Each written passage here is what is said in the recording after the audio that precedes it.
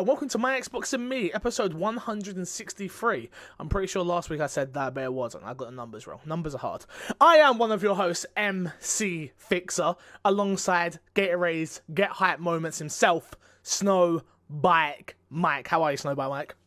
I'm feeling good, Fix. We had a great week, a big week in the gaming world, and now I'm excited to talk about it with you and then look forward to the holidays. We got some new game releases that I cannot wait to get my hands on. So, I woke up this morning, it's like, oh crap, I ain't done the show notes. I'm like, oh, okay, it's fine. And then I'm like, looking through IGN, and there's not much news. I'm like, oh god, there's no news. And I'm like, wait a minute. We had the Game Awards, we had the Kind of Funny Game Showcase. There's plenty to talk about this week. We got plenty to talk about. As you all know, this is our weekly Xbox podcast. And if you want it early, as soon as we record it, you can head over to patreon.com/mcfixer. You can get the audio early, you can get the video early, you can get thank you videos, you can get a ton of good stuff there.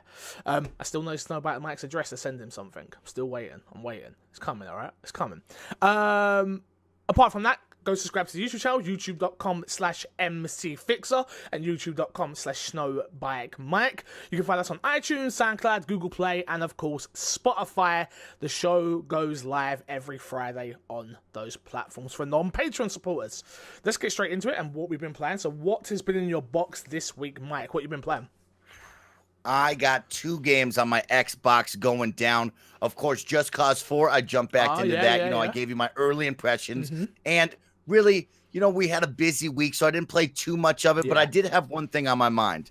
I told you in Just Cause 3, I broke the timer and the world record for longest wingsuit ever in that video game. Well, guess what? Just Cause 4, I set out on that same mission.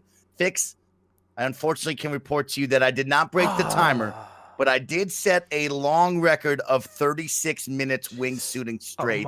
So I hope to come back, try to break the timer. The mechanics are a little bit different, a little more squirrely, a little bit quicker on the touch there. So you got to be really paying attention. I felt like in Just Cause 3, you could kind of mind zone out and just kind of go fluid with it. This one, it's very touchy on the sticks. So I got to stay focused. And I'll tell you, 36 minutes was tough. I had 7, 8, 9, 12, 18, 19, and then the 36-minute run. So I was there for about an hour to an hour and a half of really trying to make this happen. And I probably could have made it go longer, but I just missed out on my final reach out with the grappling hook. And I missed my record that I wanted. So are you going to go for the record, though? Like, at some point, do you think you're definitely going to go for it? I would say this week you will see a video up on my Twitter or any sort of social media of me breaking this time clock. So it will happen this week. I'm very excited to get back into it. I'll be watching closely. So how's the story, though, in Just Cause 4? I'm obviously not a Just Cause fan. I played dibble-dabbled in them, but not one that I was looking forward to this year. How's the story? How is the gameplay? Is it any good? I think the gameplay is incredible. The gameplay is big, wild, and fun for sure. I think the shooting is on point. I think the grappling hook, the parachuting, the squirrel shooting is a lot of fun. And the added mechanic of the tornado really changes things up. It goes from just like, the bland open world type feel where it's just kind of driving or doing the squirrel suit move. Then all of a sudden, now you get this tornado and you want to drive into it. You want to parachute into it. I was flying planes into it. I mean, I was doing everything possible with the tornado. So I think that's a great addition. The story in this kind of game, it's good. It looks like it's like a fun, we're going to take on this small little narrative, but it's definitely not the centerpiece of the video game. The gameplay itself is the only thing I'm focused on. As you can tell, I'm doing 36 minutes of squirrel suit. So really, the story is probably second nature to me. Fair enough. That's pretty much what you want, though, right? The gameplay is the squirrel shooting, the craziness, the grappling hooking around it. That is what that game is, right? And obviously with the tornado, that's obviously just adding to all that. The story is just sort of there. It's there. You need it in there to have a story arc to get from A to B, but it doesn't seem like it's what people really care about in the Just Cause games. 100% Fix. I think your main goal is to see the whole map, take out all the fortresses, the outposts, do all the crazy stuff that you could do as the side quest. I would be blown away to meet somebody who was like, I'm in it for Rico Rodriguez's story, and that's the only thing I'm here for. It's like playing a Far Cry game. Most of those games, the story's there to lead you along, but you get lost on the side doing weird things, How dare you? Far Cry 3's story was amazing, and I loved it. I'll admit that 4 and 5s was okay, but still, all right. But still, I get what you're saying. No, I totally get what you're saying.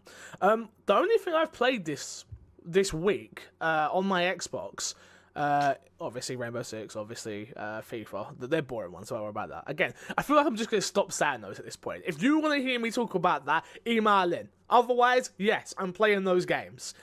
Anyway. I played a little game called Mutant Year Zero: The Road to Eden, which is a turn-based strategy XCOM-like game. I've never played XCOM before. I watched Kresh play it, Kreshnik, twitch.tv/Kreshnik. Watch him play XCOM, and I was like, oh, this is really cool. I've always been into these type of games, but I'm not somebody that, again, as I said on the pre-show for the kind of funny game showcase that we did, thinking, not my best strategy, I'll be honest with you. I'm much better when I just go into things. So for me, I started playing and I was like, okay, cool, I'm going to play it on hard. It was like normal, hard, very hard. So I'll play it on hard because, you know, why not? And I was just getting my teeth kicked in. Like, let me tell you, I was like, oh my god, this game is hard. This is not a joke. So put it down to normal, still got my teeth kicked in. But the game is so much fun, dude. It is so good looking. So good looking. It is, obviously the mechanics are simple enough for a noob, but I feel like in depth enough for people that want to get into the nitty gritty of those type of games. And the world they've built there and the story is what actually sucked me in, which I was not expecting. I was not expecting it at all. I really love where I've probably played it for about 5 hours, but I probably only about, I'd say probably an hour and a half into the story, because I just keep dying. I am dying a lot. But yeah, have you played it at all? Oh, yes. So that's my second game in my box. Of course, shout out to Xbox Game Pass for making that all possible. The only reason why I'm playing this game. We talked about it last week. I was going to buy this game regardless if it was on Xbox Game Pass because I was into the aesthetic of it all. I love XCOM, and I'm also very similar to you, Fix. I don't really like that slow, methodical gameplay. Sometimes I just want to get into the action. Yeah. That's really my kind of brand and my style. But I've fallen in love with XCOM 1 and 2. I started to play this game, and man, I love this one, Fix. I'm amazed that you're playing it on hard because I could never do that. I've gone down to normal. I've gone down to normal. Okay. It was really hard on hard. I've gone down to normal.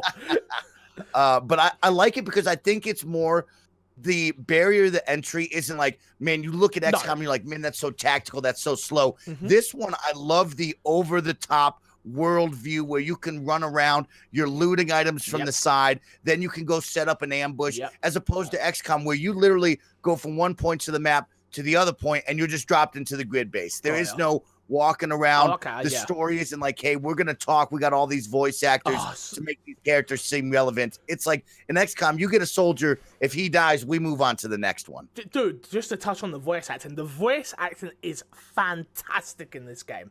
Everything, like I say, what they've done from a world building experience for this game, I was just totally shocked. I was not expecting to care about the characters, Dax and Belmont. I think I said that right. I think it's Belmont. I didn't care. The whole world in general was just like, I actually care about what's going on.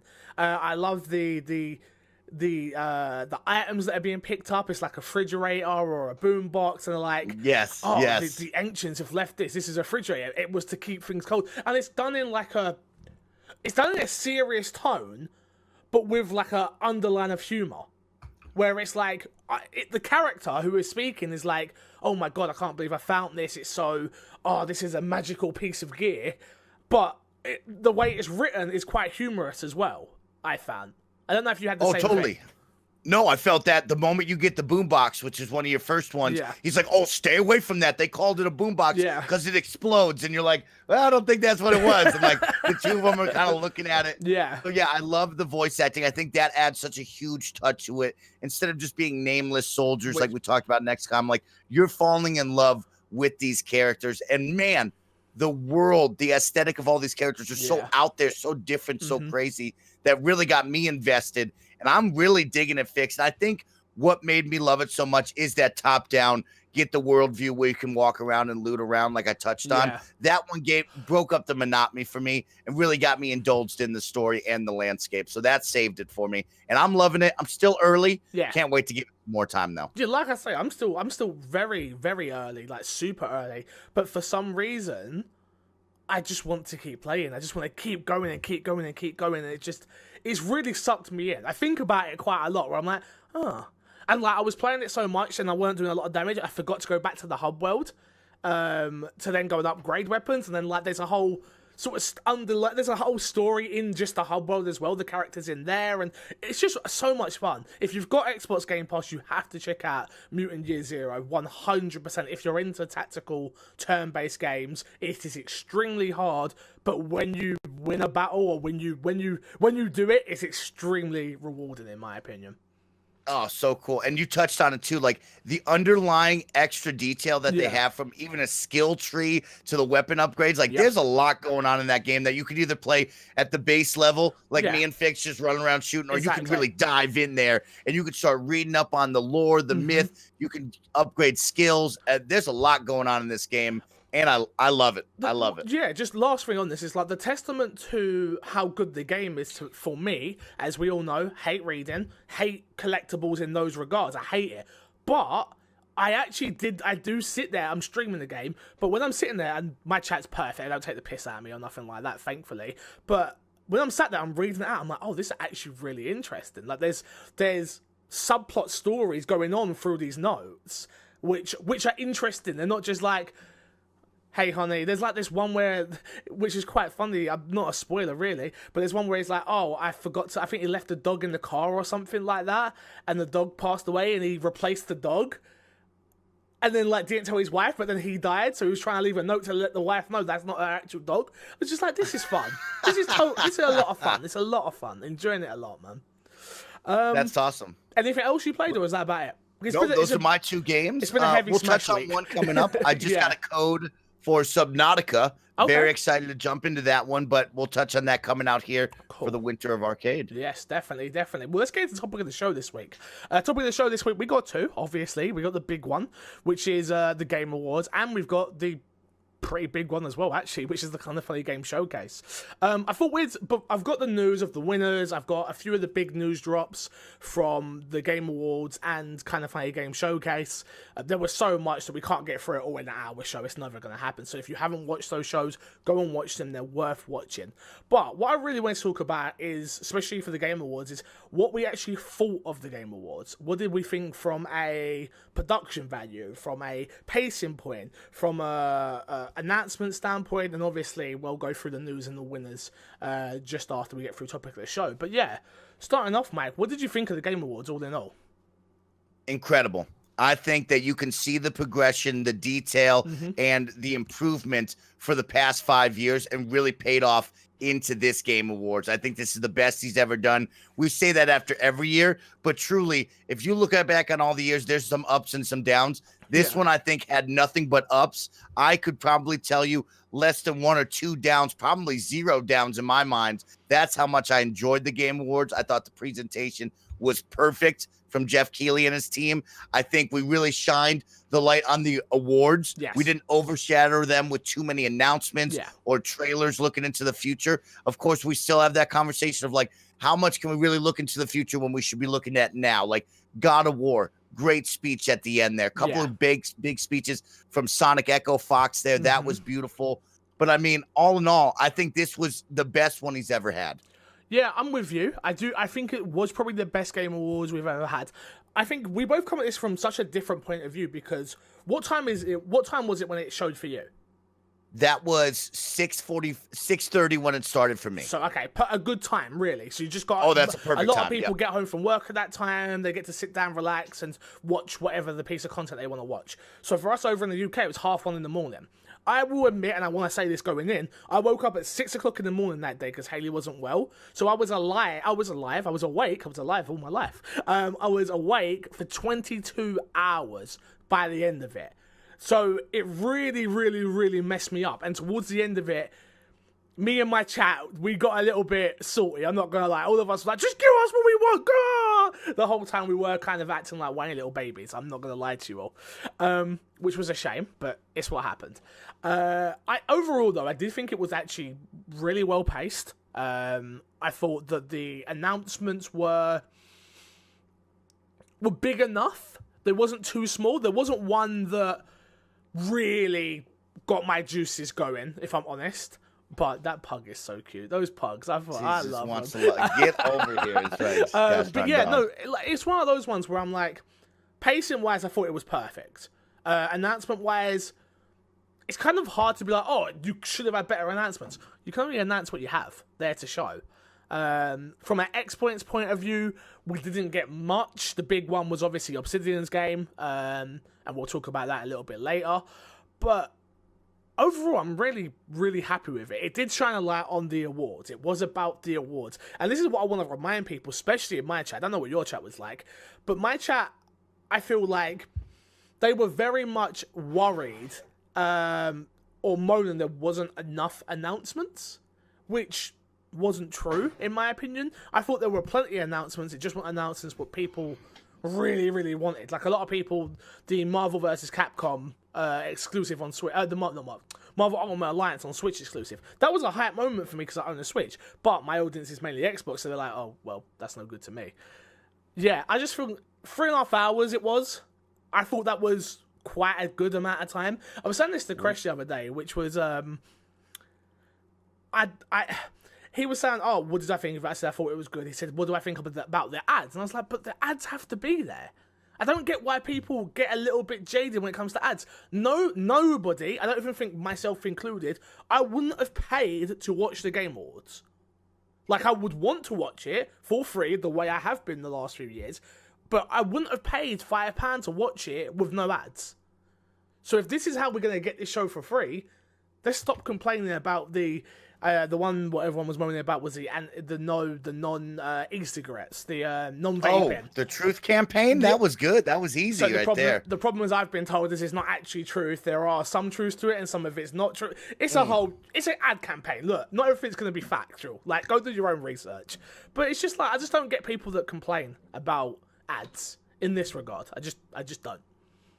Well, those are all good insights. I agree with you. I think the announcements, nothing meteoric, nothing too weak. It felt like everything was right on the money with what I wanted to see. We had a couple of big ones, a couple of small ones, but nothing where it was like, tear the roof off this place. People are freaking out, which was good. That's what I wanted because I didn't want it to overshadow the show that we were there to watch. Yeah. Agreeance on you with the ads. I think the ads were perfect this year. The Facebook gaming spots, those were awesome. Those insights on those 3 amazing people in the gaming culture world.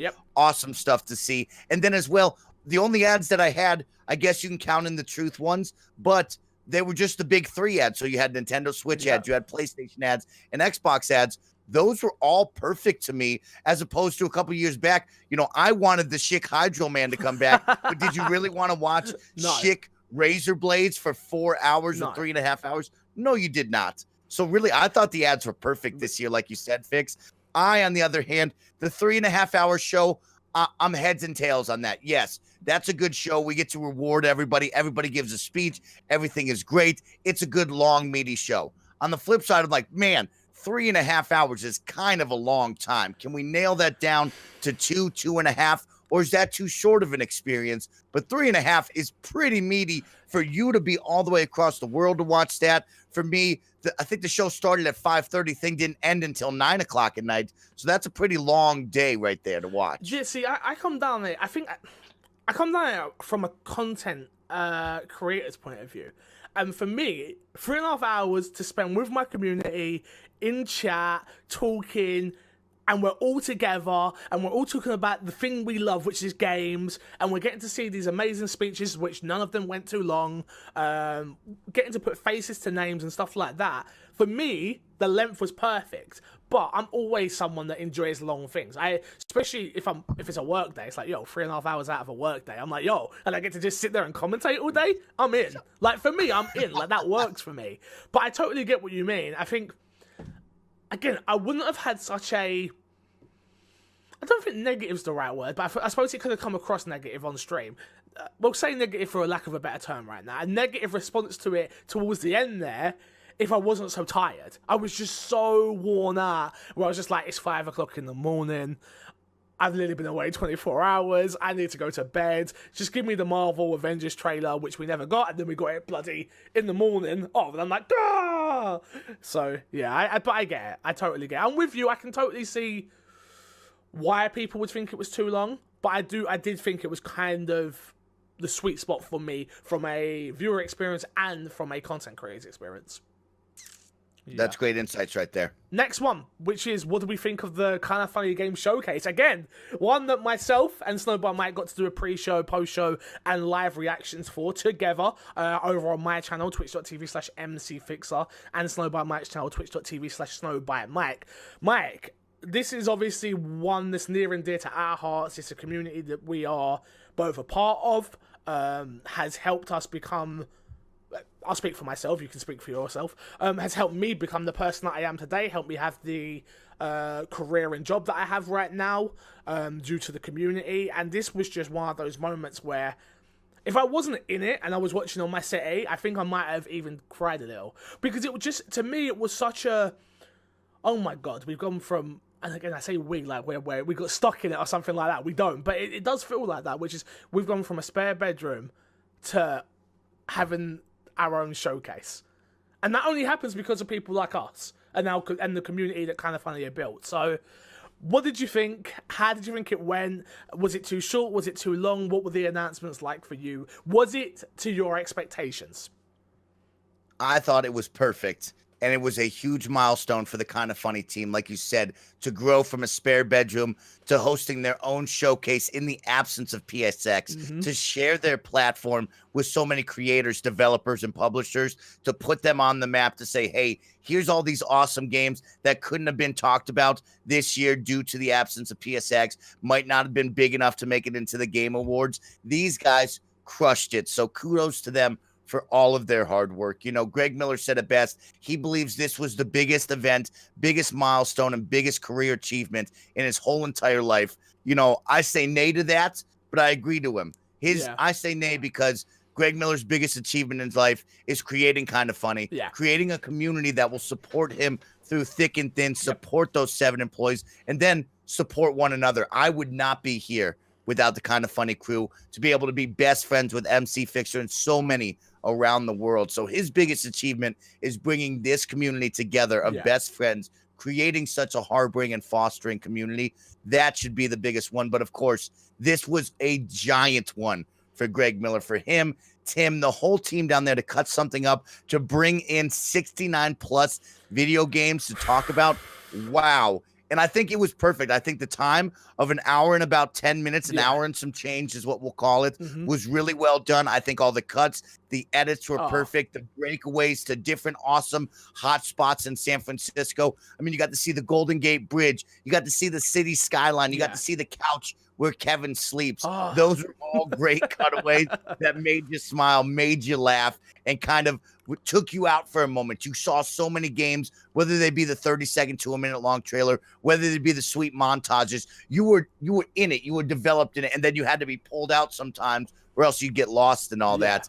And that was a lot to consume, Fix. I loved it.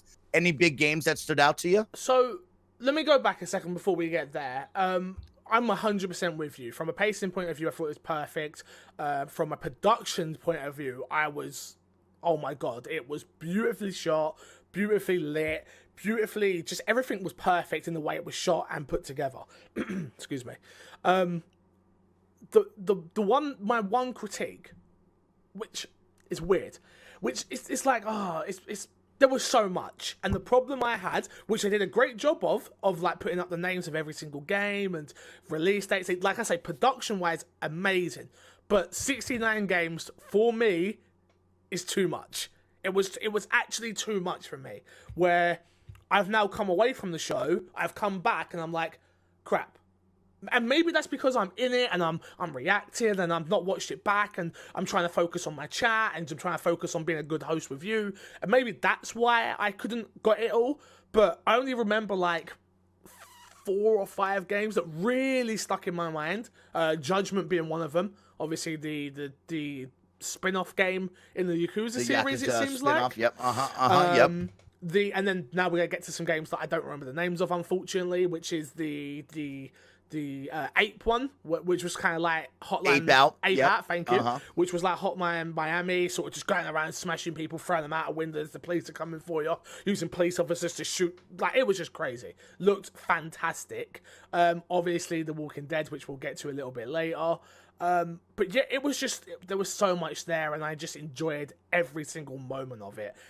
From a production point of view, I'm happy for all the developers that got to show their game to 20,000 people live in the Kind of Funny Twitch chat, watching it live. Then you got to think, so it's 20,000. Between us, I know we had about 40 each, so add some change.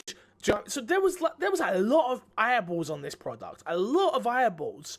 And the fact that they're getting the exposure they deserve is amazing. What game stuck out in your head? Like I say, I think Judgment and Ape Out for me were two big ones that I liked the look of. Judgment and Ape Out looked great. I loved the PSVR game with the Falcon. The Falconeering game I thought was awesome. Who doesn't want a pet Falcon in their life? That's a great one. I loved the physical copy release of Celeste and Windjammers. I'm a big fan of both of those games. Of course, I would love to get my hands on a Nintendo Switch hardcover copy of Celeste. That would mean so much to me. So I'm all over that. And I think you said it well. You don't have to love all these games. Tim actually said that of like the 69 games. I think they did really well of cutting them up. And it was like, the ones you're interested in, the ones that you're not interested in. And to have them go by so fast, it never felt like, oh, I can't watch this one. I'm so bored of this. It always felt like, oh, that's piquing my interest. Now that doesn't speak to me. That's piquing my interest. Oh, I stayed on that one. So they did well with all of that. Yeah, I think I said it best while we were live reacting together, which was, Mike, I need to pee, but I can't leave. Which it was that. It was literally, there was no time for a toilet break. Which I think that's testament to how well it was put together. Which is, if you can't leave because you're scared you're going to miss something, I think that's like, even the Game Awards had those moments because it obviously had ads where I was like, okay, cool, right, I can go to the toilet quickly and I can get back. This didn't have that. There was no ads. There was nothing to really draw you away from the games, and that's it was just perfect in that regard. Like I say, for me, scale it down a little bit, maybe give us 30 to 40 games with the bit, hopefully the more they do it, the bigger announcements they would get. But for the first one, I thought it looked really good. What I will say is Hacksmark's news game looked very rough. It looked like the Battle Royale. Yeah, the Battle Royale game on PC. Don't know if it's going to get to Xbox. We'll soon see. But it looked rough around the edges. That was one I thought maybe they shouldn't have showed that. It does look a little bit rough, a little bit not ready yet. But that's just my take. It'll be interesting, Fix. We've talked about it before with the Battle Royale genre. A lot of these games come out rough because they really got to get the backing. Yeah. They got to get the player momentum on it. But at the same time, we've always talked about it. There's always been 2 juggernauts. Now there's really 3 with Call of Duty. If you think you can even get to that level where you can even stay afloat, I mean, Realm Royale comes to mind. That one has came and gone. Well, it's on console coming now. to console, it's just come to console. So we'll see what happens. I feel like it's come and gone. The hype, you know what I mean? Ring of Elysium with the snowboarding, the snow aspect, that's come and gone. Like, a lot of these Battle Royales are going to be right at the bottom, and it's tough to get up to the top tier where you have the backing. People are talking about it and staying energized. Yeah. Housemarque, great studio, great games. Yep. Very interesting in my mind to say we're going to make a Battle Royale. I think that's totally off of like the genre that they normally do. Well, they said so it'll be interesting that was very weird. Yeah, they said that they were done with the arcade shooters because they don't sell well, and they said they were going to do a Battle Royale, which I thought was a weird way to go because for me, I would rather have a big piece from a small pie than a small piece from a big pie, if you get what I'm trying to say here. Yeah. Which people knew to go to Housemarque. Clearly, it wasn't working, and they wasn't selling enough to even get that small pie. Clearly, the pie was so small that it just wasn't worth it. Where they feel like they're going to put out this Battle Royale game that looked interesting, kind of looked like what was Bliss Lazinski's game that came and gone? Cliffy B. Oh yeah, I forgot that one already. Oh my god, what's it called? The shooter with jetpacks. That's what this looks like with Battle Royale, pretty much.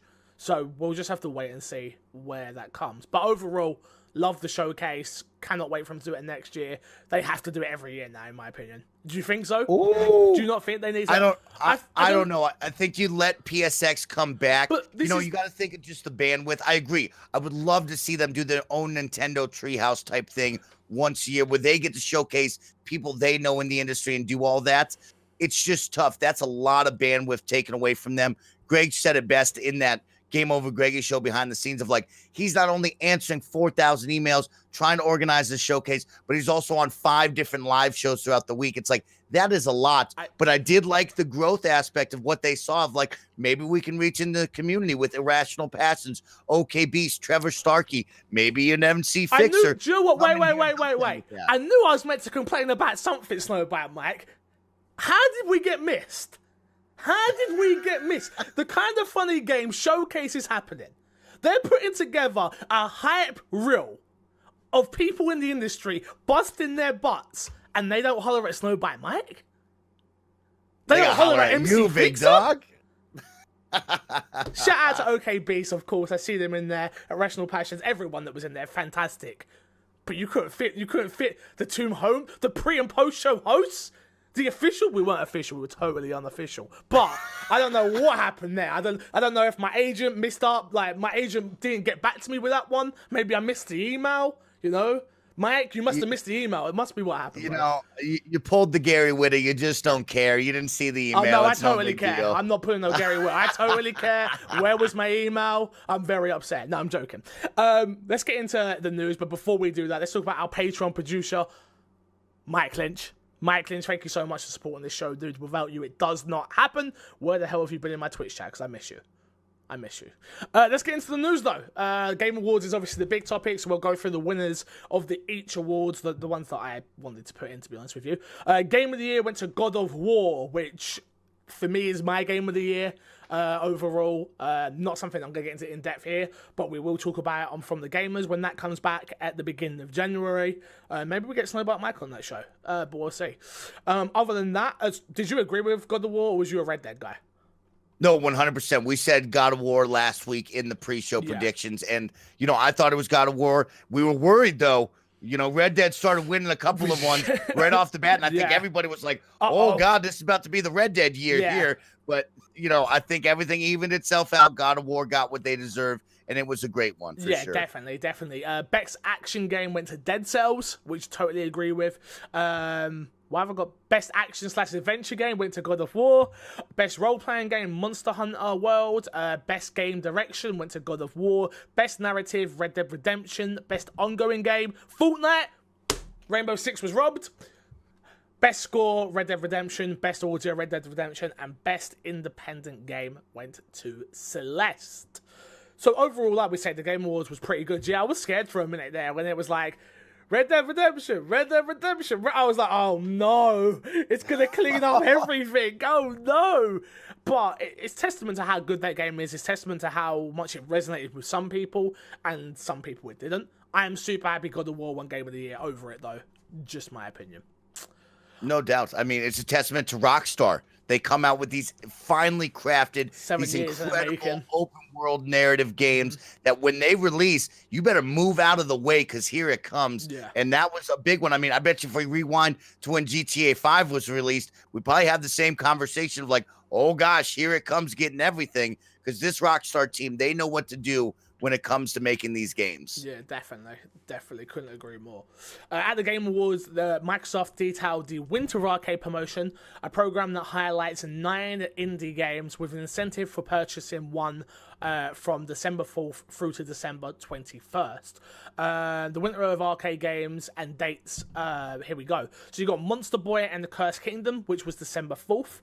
Mutant Year Zero, which is included in Game Pass from December 4th. This is the one you want to talk about, Mike, so please take this one. Subnautica just received a code from a fellow Twitch streamer out there. Want to give a big shout out to Sis Blacka out there streaming. Very excited to jump into it. I love that underwater world. A big fan of, fighting off sharks in my mind. And so I think the Subnautica theme with the giant sea monsters, you swimming around, kind of harvesting material, I'm into it. Very excited to check it out. I'll hopefully give you some hands-on expressions next week. Yes, please. Would love that. Oh, yeah, by the way, because people have have emailed me and have spoken to me privately. Like, where's Amy? Amy's just said scheduling issues again this week. Totally messaged her. She said she had to work. There are things in the place for her to switch her schedule, I believe, so she should be with us soon. But Amy's not disappeared, just scheduling issues, that is all. Next up, we had Ashen, which is included in Game Pass from December 7th, which this is one I've been waiting for, to be fair. This got announced E3, if I'm not mistaken. Looks quite interesting. I know Amy's been playing it, she said, and she's super into it, so I can't wait to hear her thoughts on it, hopefully on next week's show. But I'm going to try and get to it after I finish Mutant Year Zero. It's a strong December, Mike. A really strong December that's come out of nowhere. But you know what's even better about this December? Is I've not had to buy anything because I've already got Game Pass. You gotta love that, is right. Honestly, like, well, let me get to the end of the list and we'll go through it. But then we had Hello Neighbor Hide and Seek, which is coming December 7th. You've got Kingdom 2 Crowns, which is included in Game Pass from December 11th. Desert Child, December 12th. Below, which is included in Game Pass from December 14th. And Donut County, which is available December 18th. Like the Summer of Arcade Xbox Live promotion of the pass, the Winter of Arcade will incentivize those to buy 2 or more of these games throughout the promotion. Those who purchase a game from the above list during the Winter of Arcade will receive $5, I think it might be £5 equivalent, gift card for each purchase after the first, meaning you'll get $5 for the second game you buy, all the way up to the 9th, for a total of a net of $40, which I'm equivalent hopefully to £40 if you purchase all 9 games. Obviously, I'm happy that the arcade summer sales, winter sales are back. I definitely think this is a fantastic choice of games they've got here.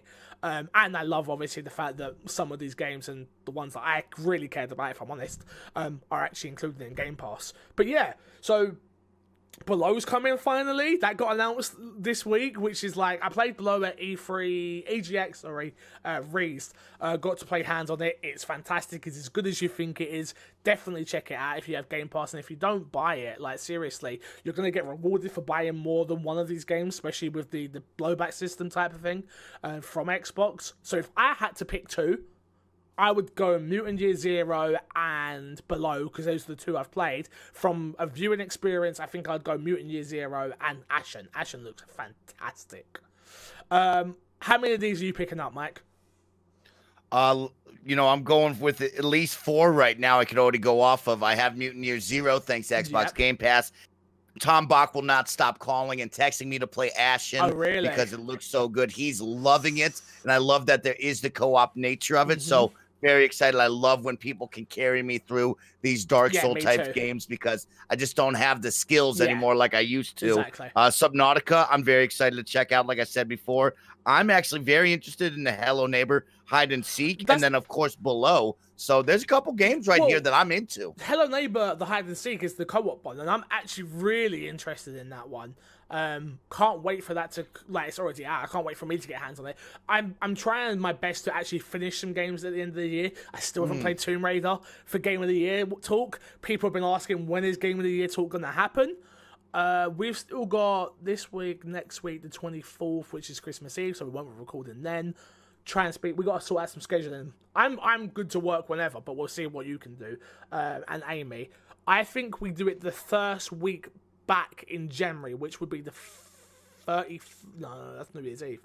Well, scheduling is coming. It will come. Game of the Year talk is coming. We got to work out scheduling. I forget that I just work all over Christmas. I don't give a beep. So, but other people have families and people they actually want to spend Christmas with. I've just got a Haley and she'll sit next to me and do it with me. So I'm lucky. Mike, some awards, some stuff that got announced real quick at the Game Awards. We had Mortal Kombat 11. It's been 5 years since Mortal Kombat 10. A sequel this big turns a mild surprise announcement into a blind hit.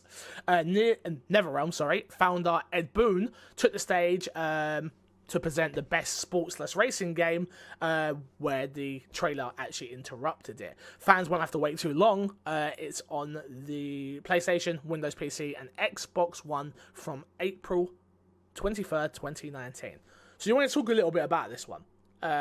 This was the best announcement of the Game Awards. Okay. I think how it was presented with him to come up, announce, Game of the Year for sports titles, but then to take over that 21 Savage beat that dropped and then the trailer with Scorpion and Raiden, that was get up out of your seat exciting. And I didn't even see that one coming. I was not ready for a Mortal Kombat 11 announcement at all. I was not prepared for that. But after you say, the 5 years, I think this is perfect timing, and I cannot wait to get Mortal Kombat. I am so bad at all fight games, but I can tell you one thing. I love when we get on with Mortal Kombat, the graphics, the intensity, the nasty kill. Yeah, exactly. The nasty kill feeds are awesome. But, I wanted to take a quick moment with you, Fix. Thanks for stopping it. We're talking about fighting games. Recently, Smash Bros. Has been announced and released on Friday. We've been hands-on with it, you and I. A roster of 70 characters. Now, Mortal Kombat never boasts that big of a roster. No. This is pretty massive. Yes. Here's the catch that I'm having an issue with. Yeah. When I play Mortal Kombat, Injustice 2, I enjoy unlocking all the characters because there's only really about 20 to 30. It never feels that too intense. Got ya. Here I am with Super Smash Bros. Ultimate, and there's 70 characters, and I have no desire to sit there and try to unlock random character after random character on the path to either unlocking them all or getting the one that I want. So my question to you is, would you pay X amount of dollars to have this 70-man roster automatically unlocked? So let's try and make it a broader topic so it hits most games, which is, if you don't mind me saying, so it's, would I pay extra to have everything unlocked? We're calling it the fighting games. So to have all the fighting game characters unlocked no, personally, I would not. Personally. Number one, I don't have that type of money. Video game, all of my money, I make so little doing what I do at the moment, which we'll get to, patreon.com/mcfixer, go support your boy. But, so everything I buy is so well thought out. I've got a spreadsheet, I'm working it out, I'm going to get through it. And for me, I can't afford to be paying that $40, $20, even $10. I can't do it. I just can't. And plus, for me, I think it takes away from the game, which is, and it's funny because I'm going to contradict myself, but, which is, the game is there to, that's how they want you to play. They want you to unlock these characters, to feel it, and to have that moment, right? That being said, I've been playing Smash Bros. And Zygo was in my chat and told me a workaround. So what you do is you play on one stock, you change the language after each round, and it brings up a character every time. So I sat there for 3 hours yesterday unlocking Smash Bros. Characters, and I'm about halfway through now. So, okay, a little workaround. No, I wouldn't do that because I would find a cheap way to do it and save myself the money. You, on the other hand, you're on a total different way. Like, that's why I like you. We're different, and this is how it is. So you actually would, right? I'm on the opposite side. So now I'm in agreement with you. On a roster like Mortal Kombat or most of these fighting games we see, there's only about 10 to 20, 30 characters at a most. That's easy to go through a campaign and unlock them all. But is it fun for you? It is fun. It is fun because most of these stories are fun. The Spirits World we'll talk about another time on the Wii Game podcast. Totally different. But when we talk about the world of 70 characters, that's almost too many. That's daunting to me. And here I am. Yes, I agree. I like the avenue that people can go out there and unlock it. Here's an avenue where Nintendo, Mortal Kombat, any other game could make an extra $5, $20, $30 by selling this. This is like what we talk about with Red Dead Online and Grand Theft Auto. Of like, you have these extra transactions there for people maybe similar to myself.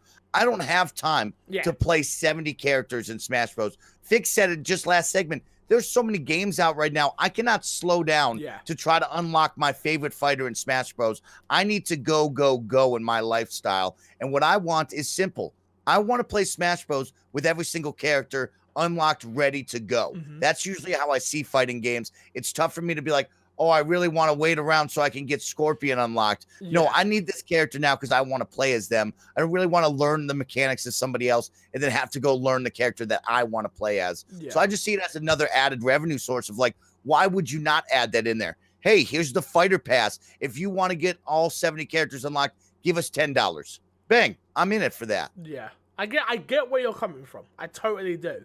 And again, I do think it's case-by-case basis, because I think some people listening be like, you're fucking crazy. I'm not giving these companies no more money. No chance in hell, which is where I sit. I don't agree with, again, I'm going to say this, and this is not a hit at anybody. I totally understand everybody has different financial cases and we're all different. So I totally get it. But I buy games. I buy games to support developers, to support publishers, because they have to make money, so I get the things I want. Hence why I do not rent games, hence why I try my hardest to the best of my ability not to trade in games. That's why I've started to go all digital, because these teams get to see more portions of that revenue.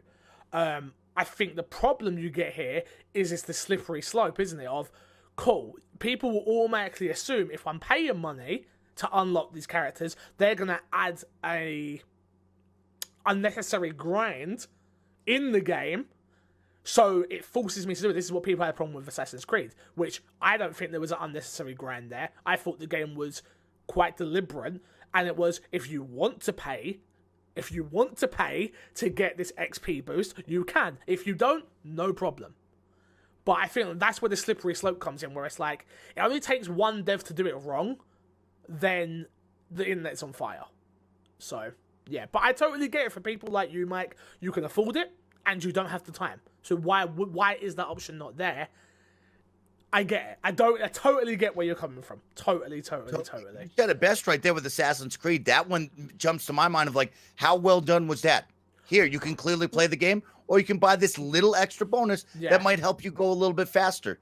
That's what we're looking for here. I don't want to break the game. I don't want to change the game, because you also put on it one that did really poorly for me was Shadow of Mordor, the second one, where you literally had to buy orcs if you wanted to progress through that game, or you had to hit a grind that would take you 10 plus hours to get back into the second half of that game. And that hurt me to that game. I didn't finish but it. I'm not looking for that is right. Yeah, that's the whole reason why I didn't finish that game. I know it's been patched since, but once you've lost me, unfortunately.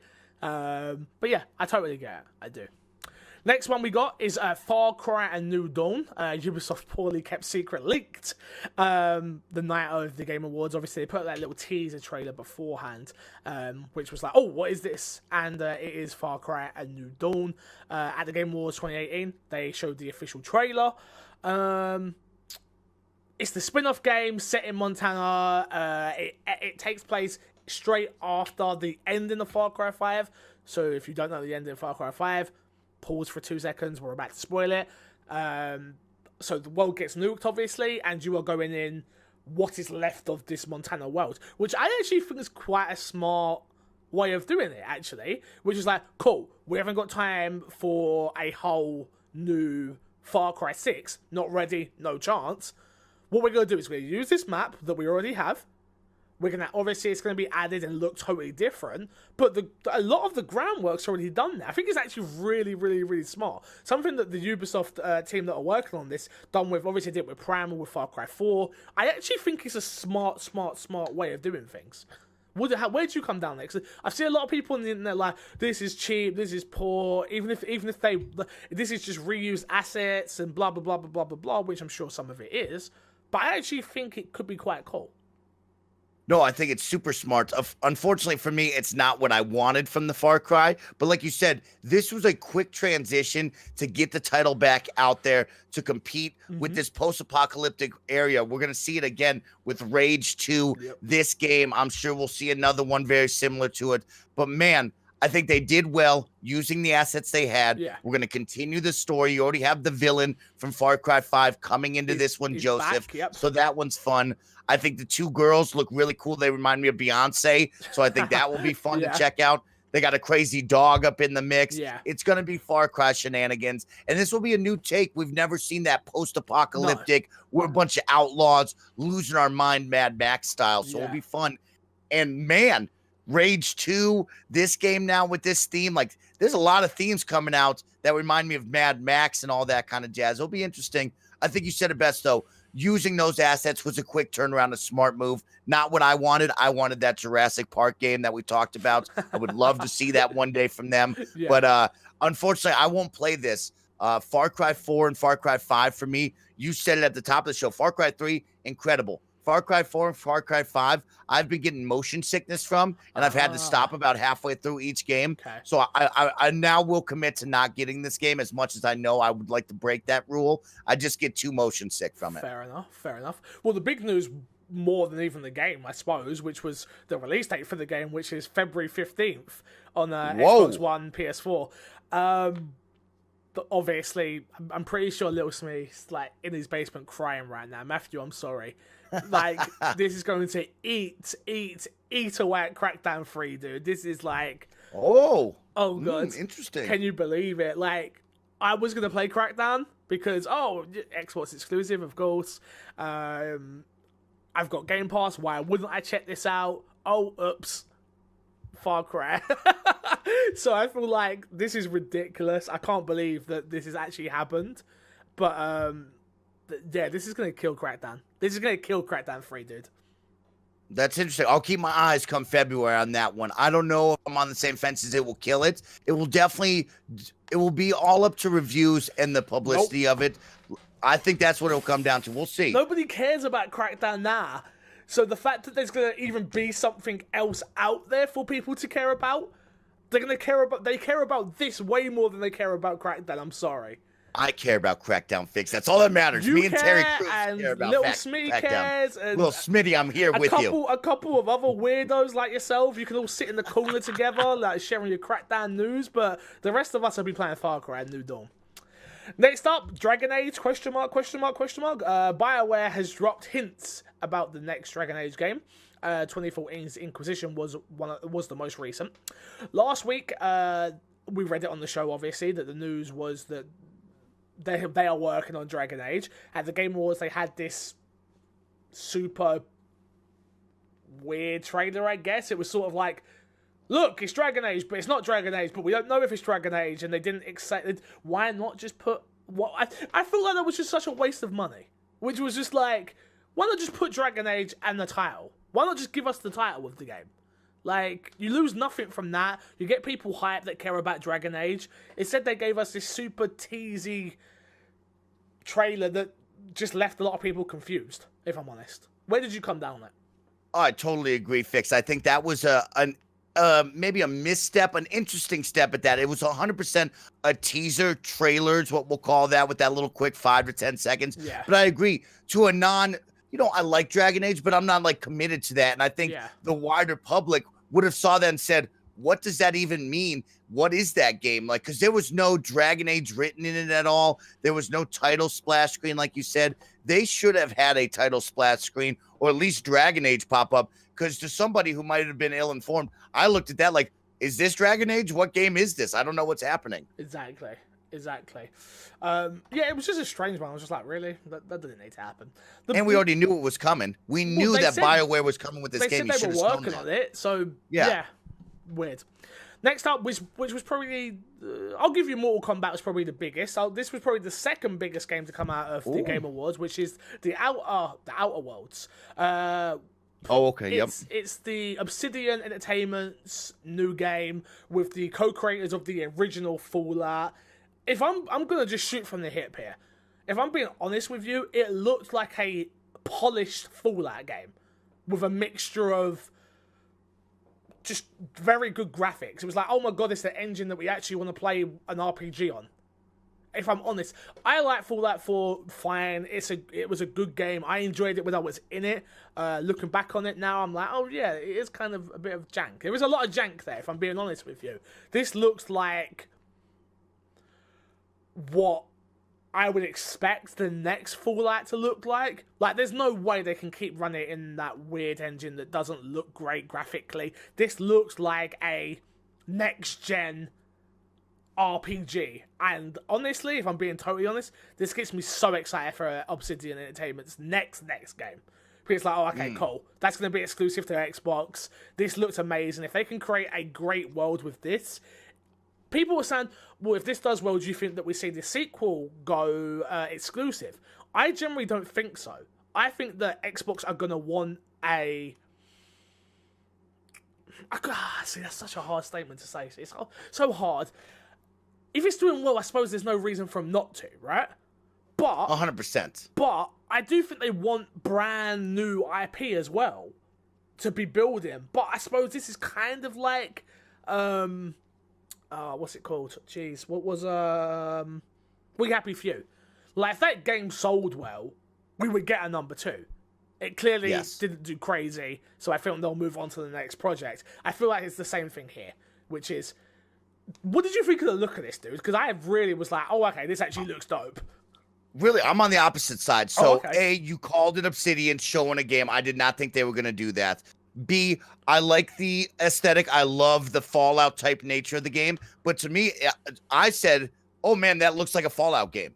Like, it wasn't like, oh, man, this looks like enhanced graphics. Of course, once we get our hands on the game, we play it, we'll see if that engine may be different or maybe more upgraded. But to me, my first thought was like, looks like a Fallout game to me, which I expected from Obsidian after Fallout New Vegas being one of my favorite games of all time. I expected that, but at the same time, nothing blew my skirt up. I said to myself, oh, it looks like another Fallout game, same type of look, aesthetic. I don't see much differences besides it being an Obsidian game. So we'll see on that one. I'm on the opposite side. Didn't blow my skirt up, but definitely got me excited for it. I want to see up your skirt, if I'm being honest with you. Yeah, as long as I get consent. We've run out of time here, so let's get through these last few real quick. There was a new game called Atlas, which was announced. It was from the team that made Ark Survival Evolved. It is 1,200 times bigger. It's an open world survival MMO.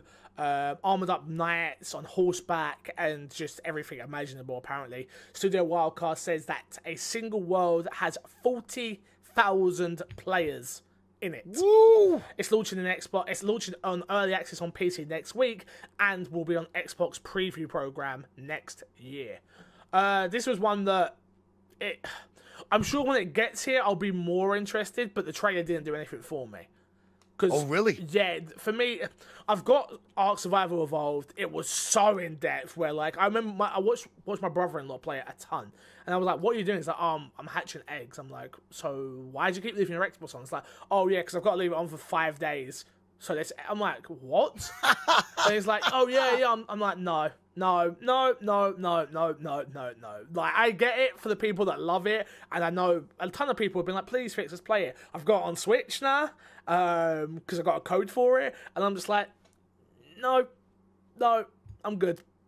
So maybe if this one's a little bit more, I guess, drawn back and accessible to like new players, which I hope so. If you've got 40,000 people on one server, because that might just be your whole player base. Yeah, that's a big number. I'm on the opposite side. I thought the trailer did do it for me. I was actually wowed by the trailer and the idea. Kind of looked like a really upgraded Sea of Thieves to me on that bigger scale, because they had a lot of pirate ship combat, a lot of sea monsters they were fighting. I'm interested in it. I think you definitely said it well with the arc of like how big, expansive that game was, as especially somebody like me who jumped into Ark alone. There was like barely any tutorials. Nobody would help me. It would drop you on a beach and all of a sudden I'm getting mauled by a dinosaur. Like that one really turned me off, especially in a game where you think I would have thrived. I just talked about Jurassic Park, how much I wanted to play with dinosaurs. I would love to tame dinosaurs. I would love to build a building just like in Rust back in the day, where you build your own base and then you go to somebody else's base, go destroy their base, you come back on your T-Rex just roaring and ripping. But of course there I am by myself alone on a beach, like, what am I doing here? Like, don't know what you're doing. So yeah, it's tough for me because I have those flashbacks of Ark when I played it, and then to think like, oh man, if I jump into this game, what is that going to look like? But I will say I think the theme and the narrative of that one definitely grabbed me from that trailer. Yeah, I'm glad that it grabbed someone, because it just didn't touch me.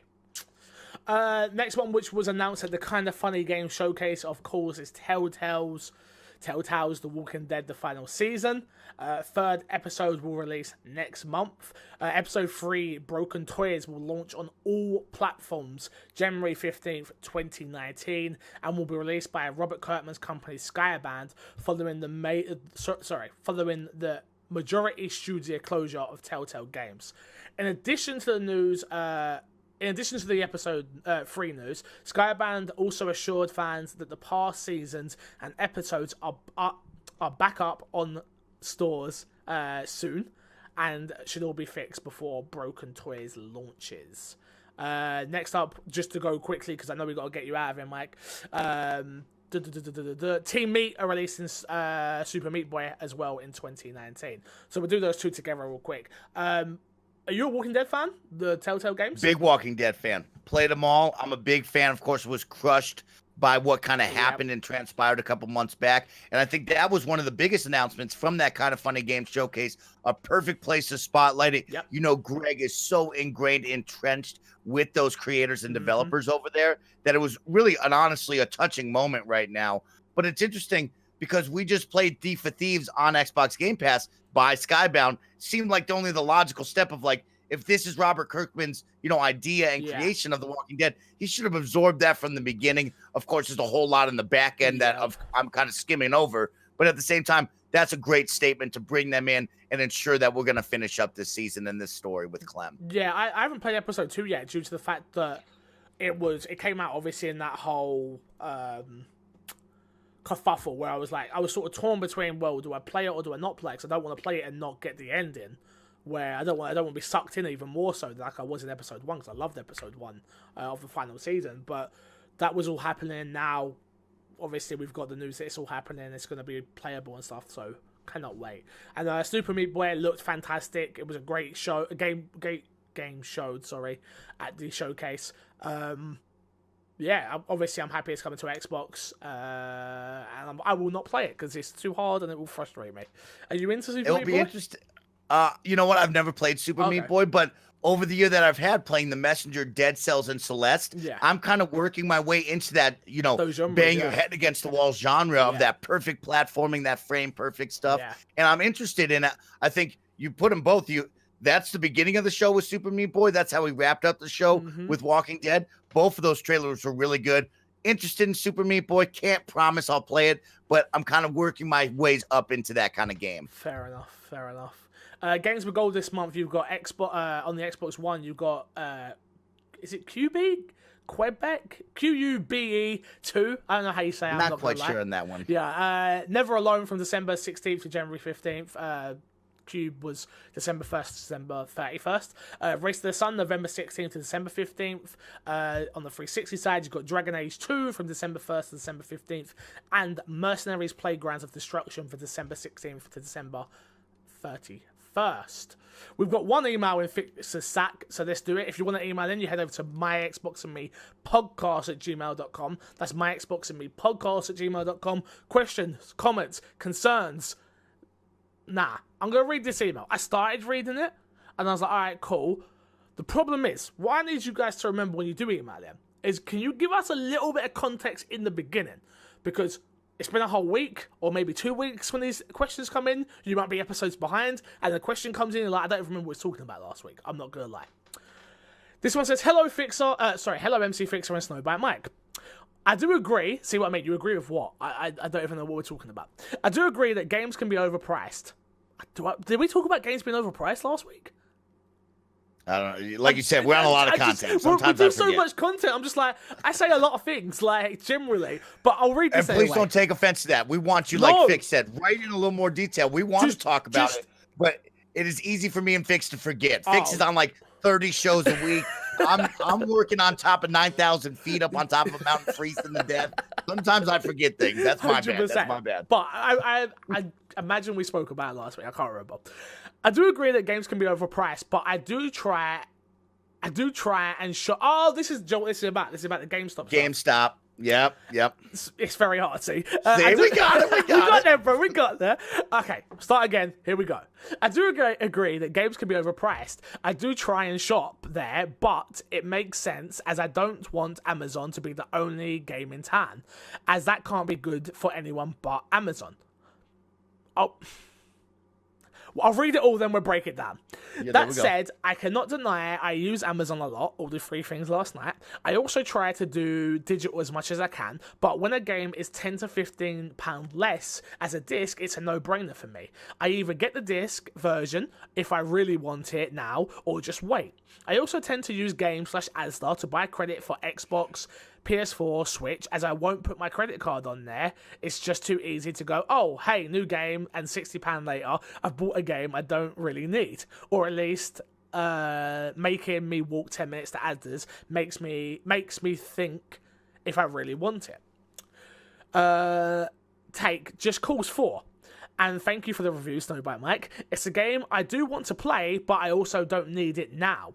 And I seem to remember 3 being on sale for almost nothing in something, it's £6 for like £6. I have a few games on the go in my queue, and that honestly I think I'd rather play first. And at the moment, I've even got my Wii U out to play a game I missed from Jonathan Steed. Okay, break this one down. So, you agree that games are overpriced in GameStop and Game, but you don't want to just buy games from somewhere, from Amazon. Interesting. You realise the world has already killed those stores, though, right? So you're only actually paying into something that's pretty much going to die already. Amazon's already destroyed most game shops. Around my area anyway, game shops are dropping like flies. So more power to you, do what you want with your money, but in the long haul, Amazon has, I think it's like 70 or 80% of the market share nowadays, and Amazon usually have games even cheaper than everywhere else. I do understand with you being like, oh, it can't be good for anyone but Amazon, but I actually think Amazon's one of the only companies that I'm like, oh, okay, Prime and next day delivery for free and just lots and lots of things that is convenient for my life, hence why I do it. Game's gonna go. Doesn't matter if I go and buy games there for the next year. Game is going to go. GameStop is gonna go because the majority of people are going there and paying for cheaper games. So yeah, that's a whole thing. I totally get it. Are you the same? Do you do that to try and keep your local GameStop alive? Or are you just like, yo, Amazon, come on, bro. Get up to me in the snow. No, I mean, I'm all digital, like we talked about, so I don't even think about Amazon. Where I do like what he's saying there of like, you know, if he can get it $15 cheaper, let's say, as a hard good from GameStop, yeah. I'm all for that because we'll touch on his second part that we're going to touch on in a moment. But it's interesting to me how everybody in the world has gone so much from we love Amazon, we believe in Amazon, to now there's kind of this resurgence going on from, when I watched the Patriot Act on Netflix, when he was talking about, Amazon crushing everything and people now trying to shop small, trying to save these mom and pop businesses because they don't want Amazon to become in the monopoly. So it's very interesting of like, we went from everything Amazon to now there's a small uprising of like, maybe let's try not to shop only at Amazon because it's destroying everything on the planet. I don't know where I fall. I think the convenience of Amazon is just there for me. That's me. It's tough for me. Like I said, where I live, Amazon is the right move. 2-day shipping with Amazon Prime are probably a cheaper deal than me driving 20 miles down a hill, 20 miles back up a hill just to get something I could have shipped to me that easy. Yeah, no, I'm with you as well. I am the problem. I am, honestly, which is like, yeah, I'm just like, I don't care if these game shops die. I care about local, and my dad owns, I'm not that close with my dad, but my dad owns one of these mum and pop grop shops, like literally. So, but you've got to evolve with the times. That's what he did. He does kids' birthday parties, he has screens on the walls, and kids come in and play. If you don't evolve, you die. Simple. That's business. And I've been watching a ton of Shark Tank and a lot of Gary Vee lately, and no one cares about your problems, as I've learned. But yeah, I get it. I do totally get it. It is a hard one. But yeah. The only time I buy a game physical is a single player game. And that's usually because Haley likes to play it as well. And me and Haley don't game share. I game share with her brother-in-law. And he's not, because he buys more games than Haley does. I'm very lucky that quite often I get codes. If I reach out to the right people because of the contacts I've built up over the last 4 years. Mike, can you believe I've been doing this 4 years? I'm so impressed by you every single day, Fitz. I hate it, dude. I'm still nowhere near so where I need to be. Oh my god. But yeah, so yeah, I totally get it. I totally get it. I find it very strange and interesting that you said that you buy game credit from Asda because you don't want to put your credit card in because you don't have the willpower to just not do things. Just don't do it.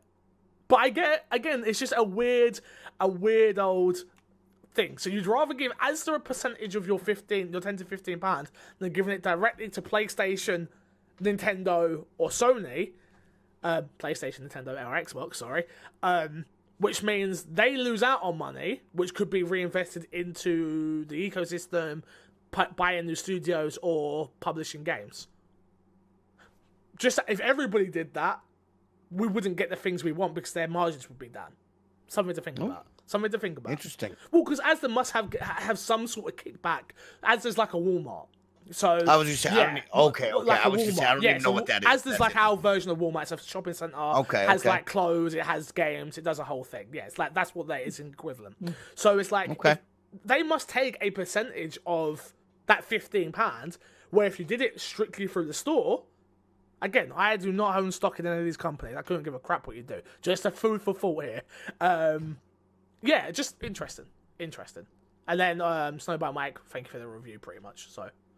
No, well, the second part is what I really like of like, you know, he's doing well. We just talked about it, you and I. Tom Bach is always talking to me about it. It's like, there are so many games out right now that you need to sometimes pace yourself. Don't be afraid to go into the back catalog. 100%. You do not have to buy every single game released right now just to be part of the conversation. We spoke about this. And then maybe play 20 minutes of it, play none of it, and then be stuck with that $60 price tag on your head. I love what he put there. Is like, it takes me 10 minutes to walk to that Walmart or whatever he was saying, the Asda, like you said.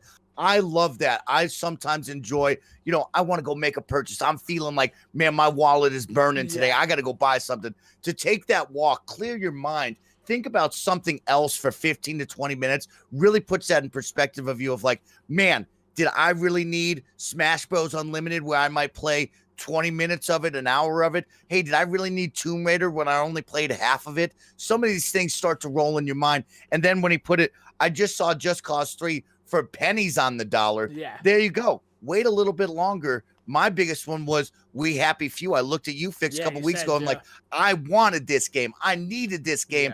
But I said, you know what? Don't buy this game. Eventually, we'll go on sale. Unfortunately, hasn't really gone on sale. But at the same time, it will. And I've avoided that. You know, that's good. The point you're making here as well is the conversation has gone now about about that game. So you're not missing out on it by buying it now. It will go on sale. It will, so you might as well just wait. And again, we spoke about this last week, which is just so stupid. It really is, where that's why I'm so happy about Game Pass for Xbox fans, where it's like, you get to play Crackdown and not pay $60, Sea of Thieves. Imagine I had bought Sea of Thieves. I would have been fuming if I had bought Sea of Thieves. State of Decay, the way it launched in. Forza Horizon. I played those games in such small quantities that without Game Pass, I would be £160 out. And I would have to have bought them strictly for the conversation. Obviously, I do this for a job. Like, that's why I see a lot of people like, oh, I don't think Game Pass is worth it. I think you're crazy. Especially when it's on sale. Like, for right now, I think you can get 6 months. They're selling it half off. It might still be half off. You can start buying that. For 6 months, pay the £40, which I'm like, oh my God, it's £40. It's a lot of money. But for a year of Game Pass, a year, they're always adding games to it. And don't buy games as soon as. We're going to be going to the streaming worlds very, very soon. So these subscription models are where we're going to be.